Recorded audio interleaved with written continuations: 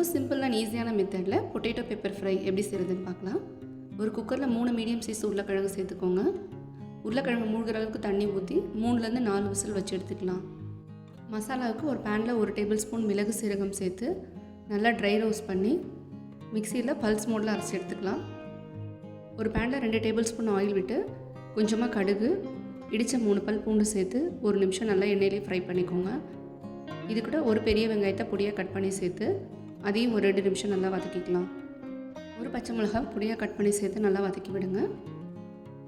இது கூட மசாலாவுக்கு 1/4 டீஸ்பூன் மஞ்சள் தூள் சேர்த்துட்டு நம்ம வேக வச்ச உருளைக்கிழங்கு கொஞ்சம் மீடியம் சைஸாக கட் பண்ணி உள்ளே சேர்த்து நல்லா மிக்ஸ் பண்ணி விடுங்க. உருளைக்கிழங்கு நல்லா மிக்ஸ் பண்ணி எடுத்ததும் நம்ம அரைச்சி வச்ச பவுடரை எல்லாத்தையும் நல்லா சேர்த்துட்டு இந்த மாதிரி நல்லா மிக்ஸ் பண்ணி எடுத்துக்கோங்க. மசாலா எல்லா உருளைக்கிழங்குலேயும் கோட் ஆகிற மாதிரி. ஃபைனலாக கொஞ்சம் கருவேப்பிலை தூவி மிக்ஸ் பண்ணி இறக்குனீங்கன்னா சூப்பரான பொட்டேட்டோ ஃப்ரை ரெடி.